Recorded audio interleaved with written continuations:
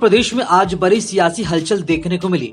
UP के CM Yogi Adityanath, BSP supremo Mayawati और AIMIM chief Owaisi तीनों एक साथ एक्टिव नजर आए। ओवैसी ने प्रेस कॉन्फ्रेंस कर सपा बसपा पर एक साथ निशाना भी साधा। उत्तर प्रदेश की राजधानी लखनऊ में प्रबुद्ध सम्मेलन के समापन समारोह के अवसर पर मायावती के संबोधन से पहले जय श्री राम और जय परशुराम के नारे लगाए गए। इसके साथ ही बीएसपी का पुराना नारा हाथी नहीं गणेश है, ब्रह्मा विष्णु महेश है, इसका नारा भी लगा।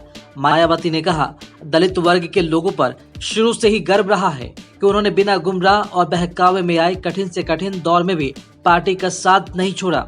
ये लोग मजबूत चट्टान की तरह पार्टी के साथ खड़े रहें। उम्मीद है कि बीएसपी से जुड़े अन्य सभी वर्गों के लोग इनकी तरह आगे कभी नहीं गुमराह होंगे। और यूपी में प्रबुद्ध सम्मेलन को संबोधित कर रहे बीएसपी सुप्रीमो मायावती ने कहा कि हमारे लोग किसी के प्रलोभन में नहीं आएंगे।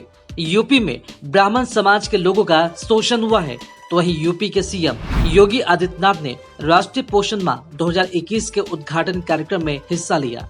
उन्होंने कहा, माँ के स्वास्थ्य पर ध्यान देना और अगर किसी कारण से बच्चा कुपोषित हो गया तो उस पर भी ध्यान देना। इसी को ध्यान में रखकर 2018 से देश में सितंबर को राष्ट्रीय पोषण माह के रूप में मनाया जाता है।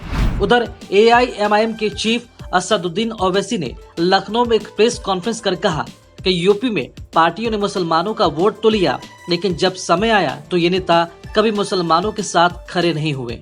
ओवैसी ने कहा, हम किसी के गुलाम थोड़ी ही है, अब तक हमने सबको जिताया, लेकिन अब यूपी का मुसलमान खुद चुनाव लड़ेगा और जीतेगा भी। देश का संविधान हमें इसकी इजाजत देता है।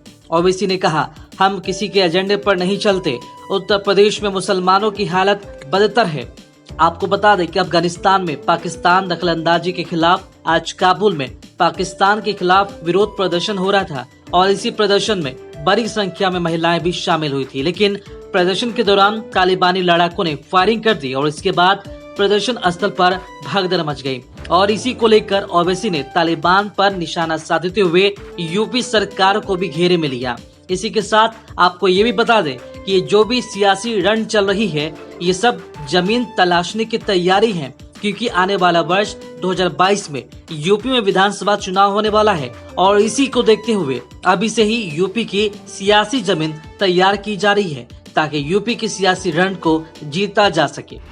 आपको बता दें कि उत्तर प्रदेश के आगामी विधानसभा चुनाव 2022 में अपनी जमीन तैयार करने के लिए असदुद्दीन ओवैसी अयोध्या जनपद में दस्तक दे रहे हैं।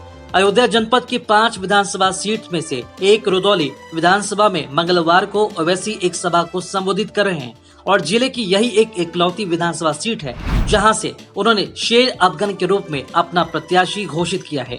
यहाँ यह जानना महत्वपूर्ण है कि रुदौली विधानसभा अयोध्या जनपद की इकलौती ऐसी सीट है जहां मुस्लिम मतदाताओं की संख्या सबसे अधिक है और लंबे समय से इस सीट पर समाजवादी पार्टी का कब्जा रहा है। फिलहाल मौजूदा समय में विधानसभा सीट पर भारतीय जनता पार्टी का विधायक इस सीट पर काबिज है और इसके पीछे वह रणनीति है जिसके जरिए भारतीय जनता पार्टी ने समाजवादी पार्टी के सीटों के गणित में अपना नंबर बढ़ाया है।